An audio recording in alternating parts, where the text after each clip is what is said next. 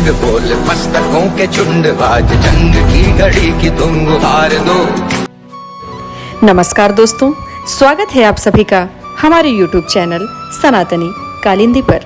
दोस्तों, जैसा कि हम अपने चैनल के माध्यम से समय समय पर धार्मिक और पौराणिक कथाओं को लेकर प्रस्तुत होते रहते हैं, तो आज हम आप सबके बीच भरत जी द्वारा माता कैकेयी का त्याग क्यों हुआ था, आज हम इस कथा को आप सबके बीच सुनाने जा रहे हैं। तो चलिए बिना किसी देरी के इस वीडियो की शुरुआत करते हैं।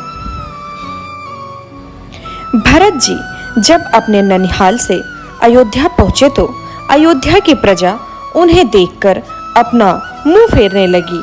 रास्ते में मंथरा भरत जी को मिल गई और भरत जी से बोली, भरत, तुम्हारी माता तुम्हारी प्रतीक्षा कर रही हैं, तुम उनके पास चलो। मंथरा जब भरत को लेकर कैकेयी के पास पहुंची और भरत जी ने अपनी माँ के महल में प्रवेश किया तो अपनी माँ को सफेद वस्त्र में देखकर चौंक गए। उनके हाथ से धनुष और बाण गिर गया और बोले, माँ, आज कैसे वस्त्र पहनी हो? आपके आभूषण कहाँ हैं? कहाँ है महाराज? कहाँ है हमारे पिताजी? बताओ माता। ऐसा सुनकर माता कैकेयी बोली, पुत्र, संसार में जो जन्म लेता है उसे एक ना एक दिन इस संसार को छोड़ना ही पड़ता है।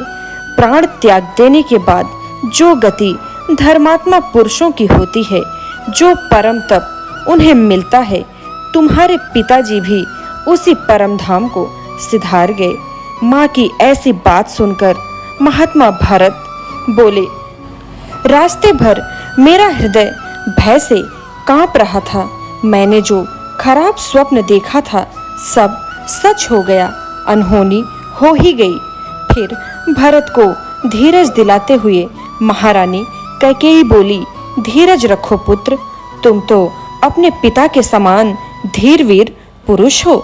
यहाँ संसार में सभी प्राणियों को कभी न कभी इस नश्वर शरीर को त्यागना ही पड़ता है, जो कि भावी अटल है, इस पर शोक नहीं करते। फिर भरत जी बोले, मैं कितना अभागा हूँ पिताजी, मैं आपका अंतिम दर्शन नहीं प्राप्त कर सका। कम से कम जाते समय मुझे मेरे भैया श्री राम को आपने सौंप दिया होता। भरत की बात सुनकर महारानी कैकेयी बोली, यहाँ तो श्री राम भी नहीं थे। फिर भरत ने कहा, भैया भी नहीं थे? कहाँ थे मेरे भैया श्री राम? कैकेयी बोली, राम वन में थे। वन में थे? क्यों? फिर कैकेयी बोली, ये एक लंबी कहानी है, केवल वचन पालन की बात थी। तुम्हारे धर्मात्मा पिता ने मुझे 2 वर देने का वचन दिया था, वही वर हमने मांग लिया। पहला श्री राम को वनवास, दूसरा तुम्हारा राज्याभिषेक।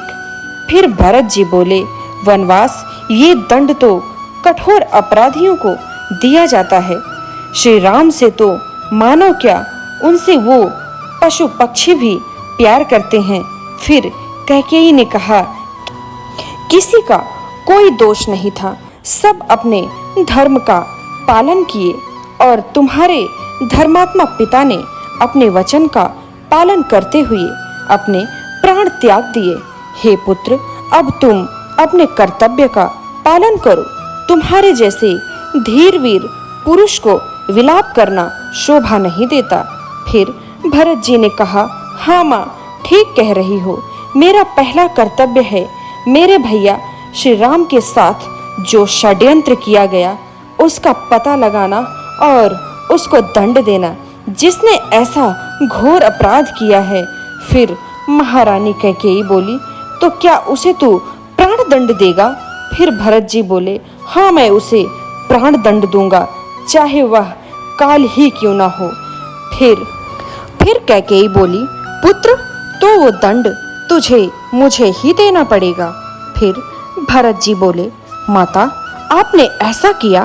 फिर भरत जी क्रोधित होकर बोले, हे महारानी कैकेयी, मैं आज से तुमसे अपने पुत्र और माता के संबंध को समाप्त करते हुए मैं तुम्हारा परित्याग करता हूँ। मैं तुम्हें कठोर से कठोर दंड दूंगा। लेकिन इससे मेरे भैया श्री राम मुझसे नाराज हो जाएंगे।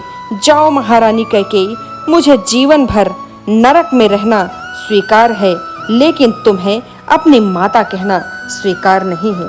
तो दोस्तों, ये तो थी भरत जी के द्वारा माता कैकेयी के त्याग की कहानी। तो उम्मीद करते हैं आपको ये कहानी पसंद आई होगी। तो दोस्तों, इस कहानी को ज़्यादा से ज़्यादा शेयर करें, लाइक करें और चैनल को सब्सक्राइब करें। धन्यवाद। जय श्री राम।